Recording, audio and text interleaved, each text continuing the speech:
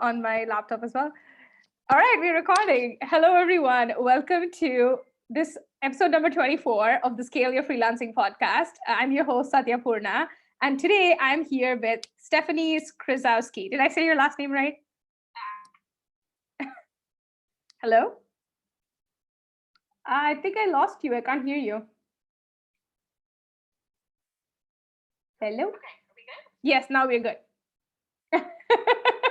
So did I say your last name right? Stephanie Skrzowski. Yes, it was perfect. Yeah. Patting myself on the back. Patting myself on the back for doing that. And yeah, I'm so excited to be here and have you on the podcast. So welcome. Thank you so much for taking the time to chat with me. Yeah, thanks for having me. Yeah, this is going to be awesome. Okay, great. So I hope the internet connection and the audio and everything holds up. I'm sure it will. But yeah, do you want to quickly introduce yourself and tell all the humans what you do and what your zone of genius is? Yes, yeah. So Stephanie Skrzowski, I'm the founder and CEO of 100 Degrees Consulting, and what we do is provide CFO and bookkeeping services to purpose-driven entrepreneurs, small businesses, and nonprofits. I love it. I love it so much. And this is so interesting for me for sure, because I am like a huge numbers person. I'm a huge math nerd. I've always been a huge math nerd my entire life. So I love doing the numbers for my business. But I know that for a lot of people, even my clients for that matter, that's not the case for them, right? Like numbers are not really their zone of genius. They don't feel good around numbers and all of that. So I feel like this is going to be a really juicy conversation for us. So yeah, super excited to be here and do this with you. Yes, yeah, exactly. I agree. Numbers are very, very scary for a lot of people. So we try to make it very not scary. Amazing. I love that so much. So yeah, I know we spoke about this like very briefly before we started, but like how long have you been doing this? Like how long has this been your full-time business? Yeah, this has been a full-time business for 5 years. I left the nonprofit world. I was working as a CFO in a nonprofit, and when I wanted to start having a family, I realized I could not be traveling the world like I was doing before. I was working with an international development organization and traveling to Nepal and Haiti and a bunch of countries in Africa, and really also wanted to see if I could use those skills to help smaller nonprofits. Right. So I just started reaching out to different organizations I thought would be a good fit for what I wanted to offer my services, and that's how the business began. Oh, I love that so much. Sorry, I just realized if you muted your laptop, that means this conversation is not being recorded on Zoom. And that's going to be a tech issue for me. So I think I need to pause for just a second because I just realized I'm like, wait, like, why am I not getting any sound in my earphones? Because then it's only going to record. I don't know. Can you try talking? Okay, I just unmuted on Zoom. Are you hearing echo or are you good? Yeah, I'm hearing it twice. That's not a good Okay. thing. Okay, can you try that again? Okay, yeah. How's that? Still echoey? No, much better. Because I just muted my laptop and I think now it's fine. Okay. Shit. Do we need to start from the beginning? I don't know if we need to start from the beginning. But never mind. I mean, we'll figure it out. Don't worry. Like I'll get my tech people to figure it out. But anyway, let's keep going. So yes, I know you mentioned this is so funny. This is what happens when this is like real life of what happens when you're trying Instagram Live and Zoom recording at the same time. So I guess this is just welcome to the real world of podcasting. Anyway, so yes, you mentioned that after all these of traveling for so many years, you realized that things had to change, and you've that you had to shift to running your business, so that gives you more freedom. I love that. I love that so much. And I know you've also kind of migrated into like an agency model, right? Like you now have like a team of people who are servicing clients. So how was the transition for you? Like what was it like for you to go from just being that solo person to hiring out a whole team to help out your clients? Yeah, so I started out with just like 2 clients, then that became 4 clients. And then, the sort of power of referrals, which I think happens so much in these service businesses, started growing. And I got to the point where I was like, if I want to continue serving clients at a super high level, and provide them, with really quality service, I can't do this anymore myself. And I don't know, like I have a problem saying no. Like I didn't want to say no to any clients that were coming my way. So I was like, I think I need some help.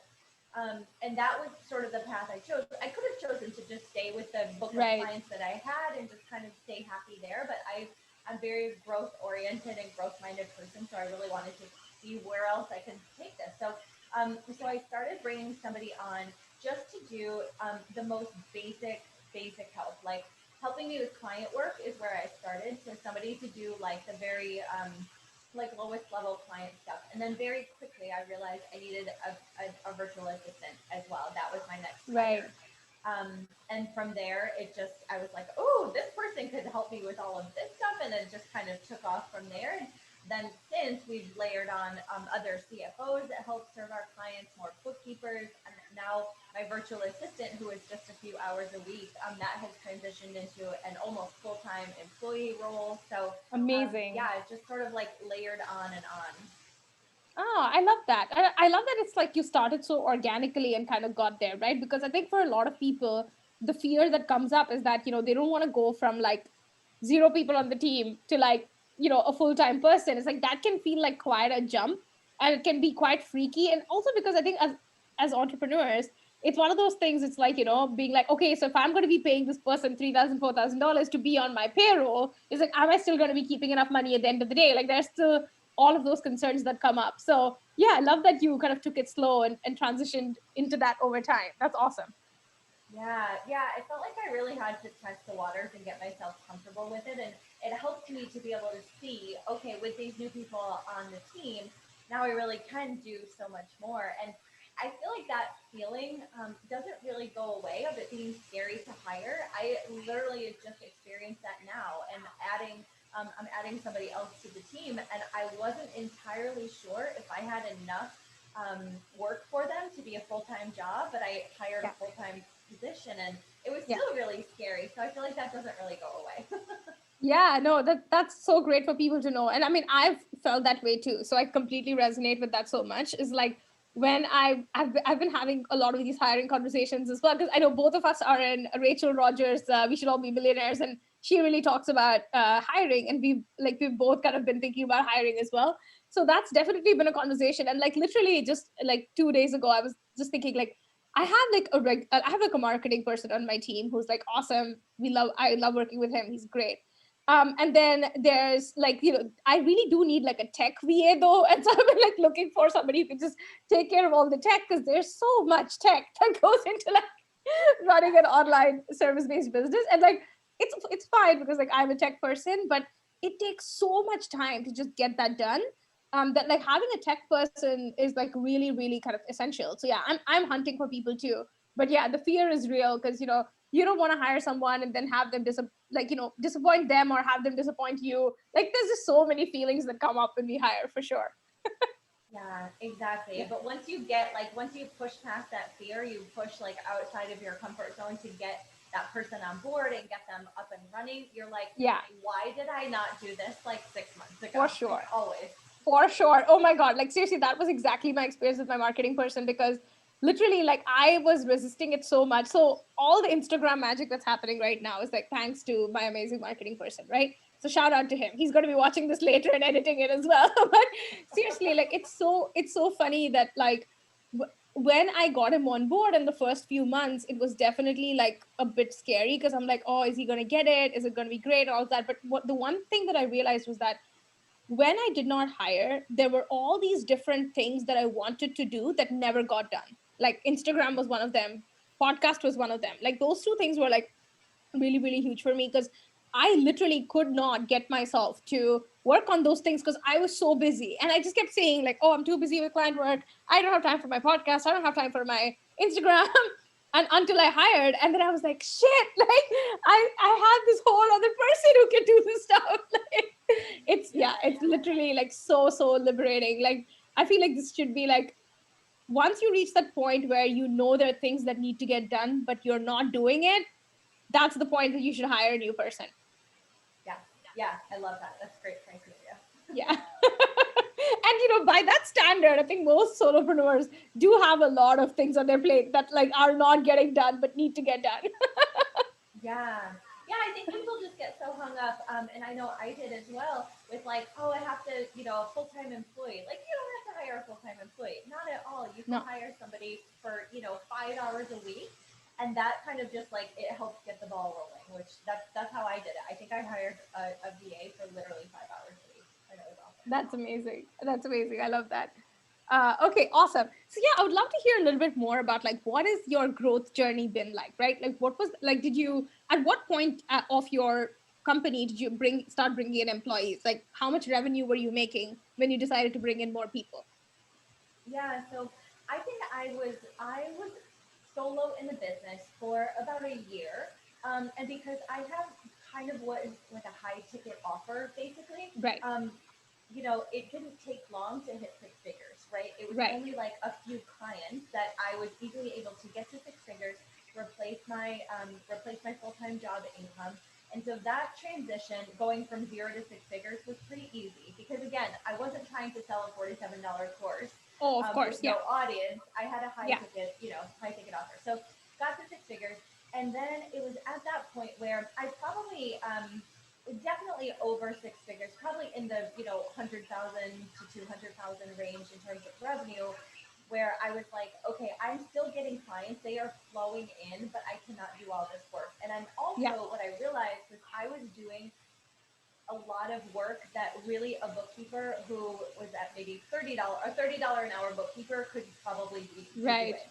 Yeah. I was not using my time at the highest leverage activities. I was spending my time on very, very junior, lower level activities. And so that was Right. when I was like, okay, if I want to do the work that I really like, the like CFO, the strategy, the analysis, the forecasting, I can't be spending 20 hours a week doing basic bookkeeping and QuickBooks. Like I need somebody Absolutely. else to do that.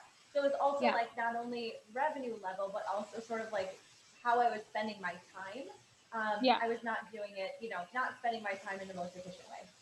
Yeah, yeah, that's so good. Like, I love what you said about being able to hire a $30 per hour bookkeeper to do all the basic things because I think this is one of the things that I've noticed in my business for sure, which is that we all think there's one thing that we do really well, right? Like, we think we are kind of irreplaceable at that. Like, for example, for me, it would be like writing copy, like, because, I have a background as a copywriter. So, for me to think about about this thing of like, oh, I'm just going to hire a different copywriter and hand it over to them and they're gonna do a good job.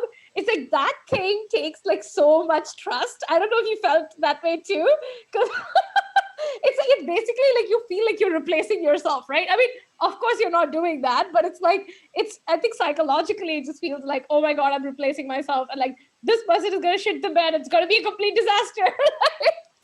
Yes, and we get this like ego in our head that's like nobody can do it as good as I can. So like, why not just keep doing it? It's like, no, anybody can do bookkeeping. Like there's a lot of really talented people out there that can do things, but Yeah. we're not the best at everything. But I think our little ego gets in there. Oh, for sure, for sure. It's so funny to kind of see that thing when it pops up, and you're like, is that really true though? Like, I don't know if that's really true.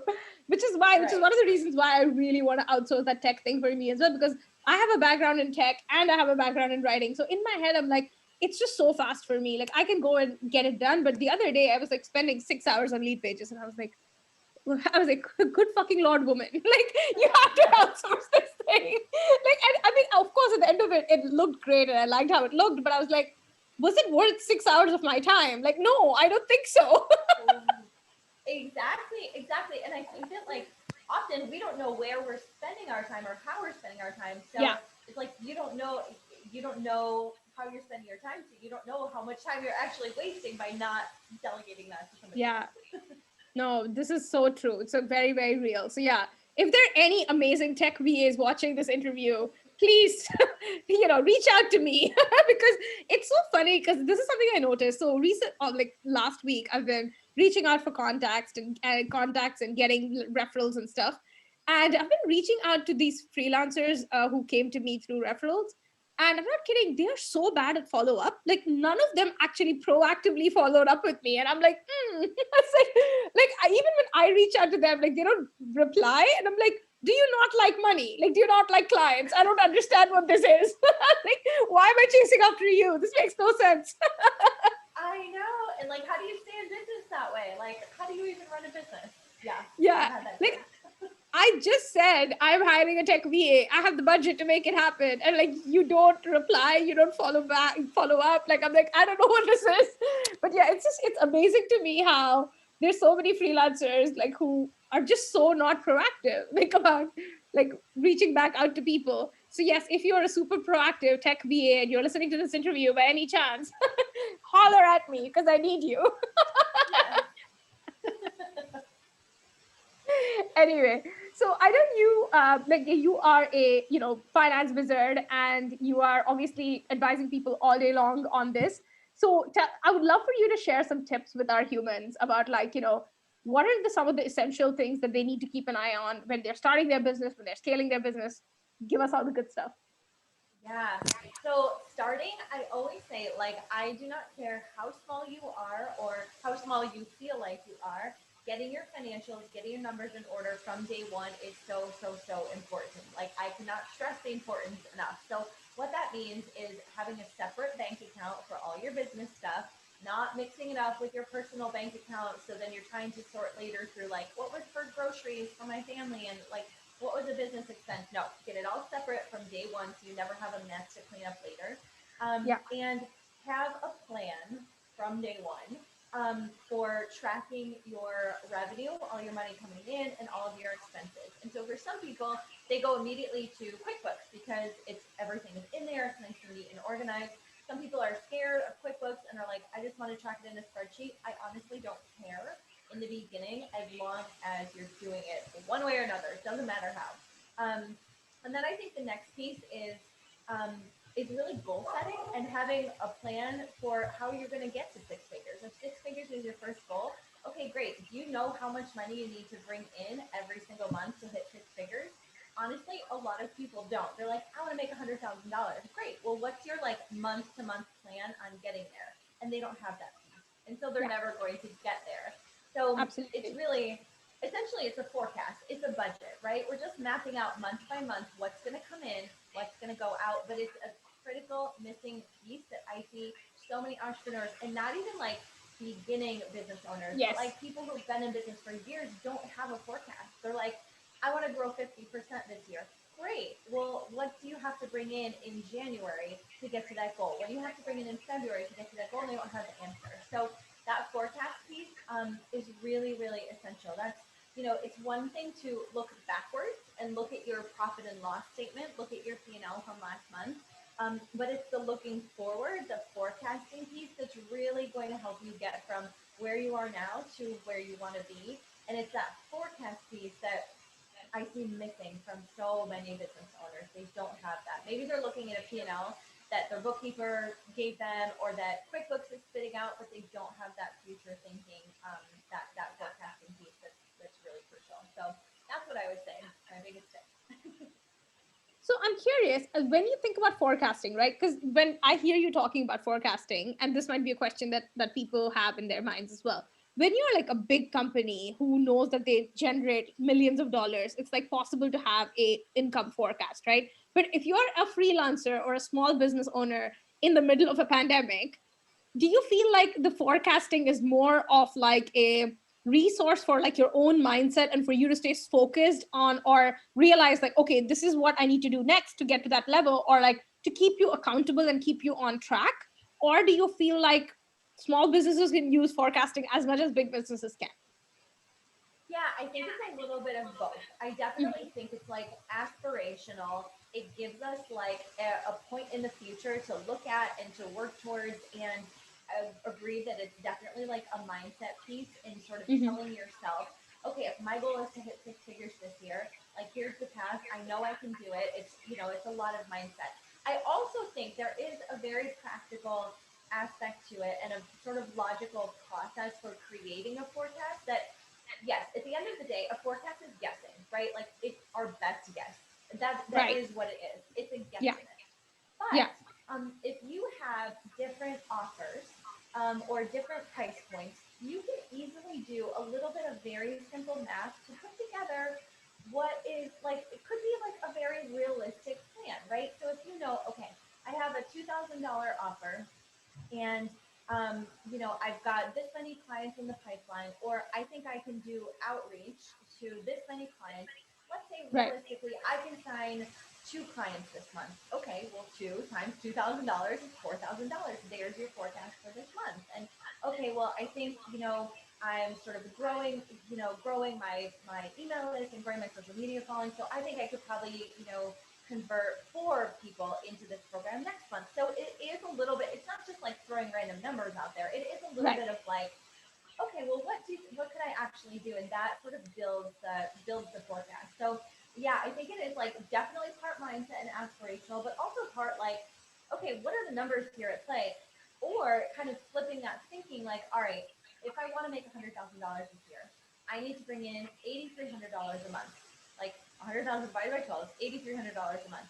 So if I have an offer that's $2,000, that means I just need to sell 4 every single month.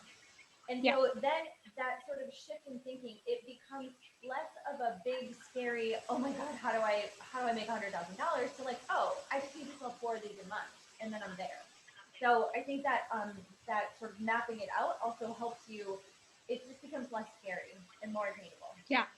No, for sure. And I completely agree because, this is something that I talk about with my clients on my coaching programs and stuff like that as well, which is really breaking down the numbers to something that is very achievable for you. And then, like you said, we can reverse engineer it, right? Like if you need 4 clients, how many sales calls do you need to take? Okay, you need to take 10 sales calls this month.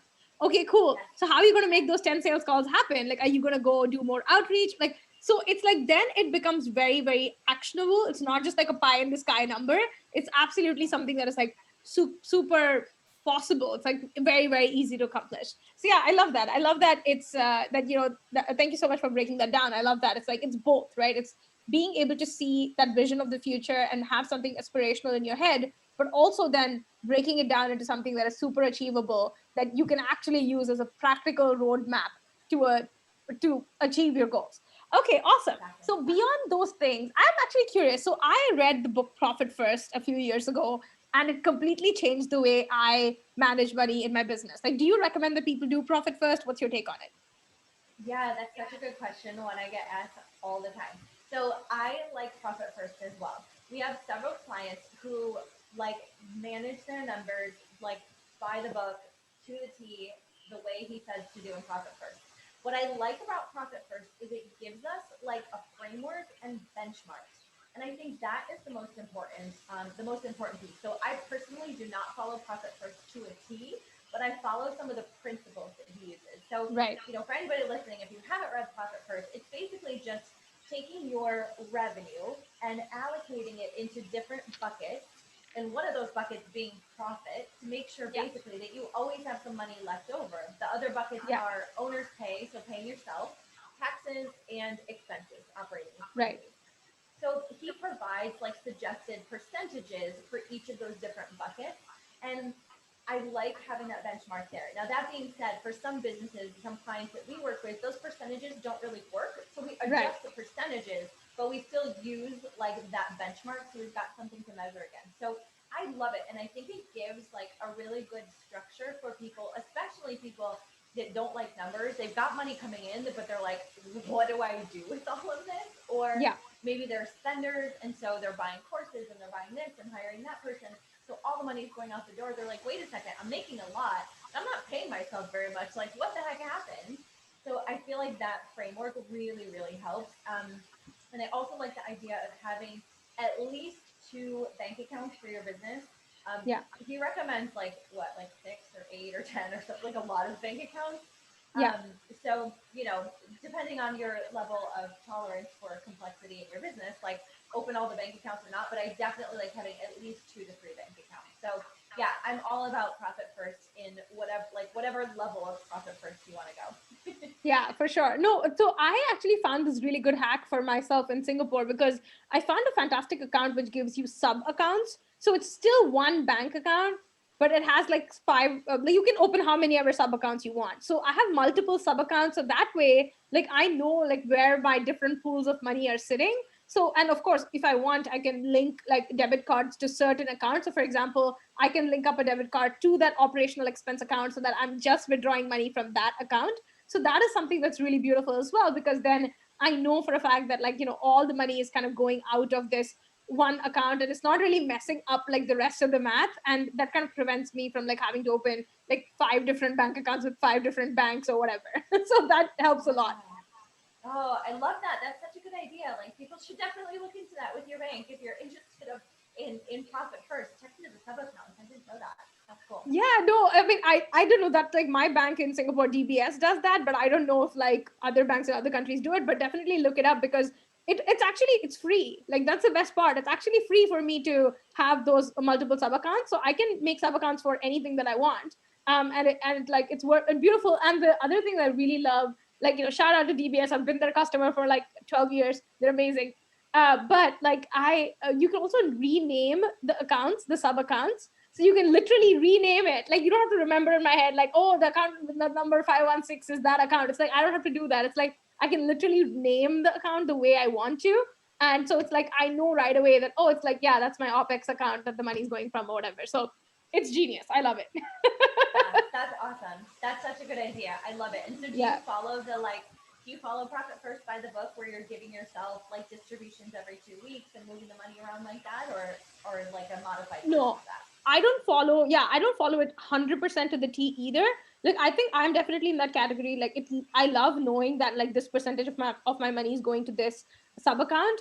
And that is really useful for me. So I definitely follow that, but I don't do the twice a month thing. I actually just prefer reconciling everything at the end of the month. Like I just do it once a month.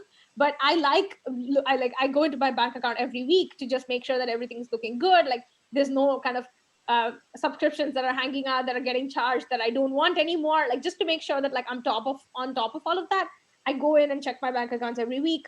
But yeah, apart from that, I don't really follow like it to the T in the sense that I don't do the. I think he talks about doing it on the 10th and the 25th. Like no, I don't do Yeah. that. Yeah, I Yeah, definitely don't either. That's way too much. But I love that you mentioned that you go in and look at your bank accounts every week. I feel like just that consistency of like hanging out with your money, even if it takes like literally 60 seconds, is so yeah, important. absolutely. Yeah, I think Yeah, that's and I mean, it awesome. saved me so much. Like the other day, I just want to give people a very practical reason why they should do this, right? So the other day, I was like at my parents' place, and I was just, talking to my dad, and he's like, "Oh, there was this debit on my account, and like I got this message, but I don't recognize this company." And he's like, "Satya, did you use my card?" And I'm like, "Why would I use your card?" Like, no, I didn't use your card. Like, I was like, because it was like a PDF subscription thing, right? I'm like, no, I didn't use your card. Like, because sometimes like earlier, I didn't have like an Indian credit debit card because all of my bank accounts are in Singapore and I'm in India at the moment. And so I needed to make a payment to like an Indian company, and you can't use like a foreign credit card or something like that. So I asked my dad for his card and stuff, and he's like, "Did you use my card?" And I'm like, "No, I didn't use your card. Like I have my own now. Like I didn't use your card."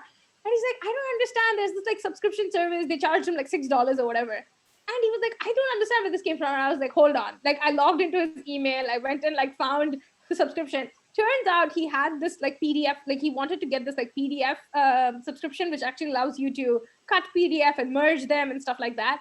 And he signed up for it in July, thinking he was just doing the free trial. But they've been cutting $6 from his bank account every month, right? So, and he had no idea until this message popped up. And he was like, "Oh, like, what? Like, what are you talking about?" And I went into his account, I logged in and everything on his laptop, and I was like, "They've been charging you since like July. Like, you really need to stop this if you don't want it." And he's like, "Oh shit, like I didn't realize that I've been paying them for 6 months now." I'm like, "Yep, you have." So it's one of those things, right? Like you have to really make sure that you're on top of it, because all of us, we are like trialing free softwares and stuff like that all the time. And then a lot of them just turn into a paid subscription in 30 days. So if you are not on top of that, it's like, okay, I don't mind paying for a service for 1 month, but do I want to go like 6 months paying for a service that I never use? Like, no, it doesn't make any sense. And it's like, it's literally those things, right? It's like having a bucket with a hole at the bottom. It's like you're still losing money every single month, or you're losing water every single all the time. You just don't know it. So yeah, I mean, I that's why I really do believe that you have to look at your money like every week and make sure that all the subscriptions that you still have, that you are still using, that you still want. And then of course, you want to prevent financial crime from happening to you for sure. But yeah, Yeah. I think it's definitely a great practice for sure. Yeah. Yeah, I think that's so important because even if it's like, $6, that adds up, but a lot of times it's like not $6.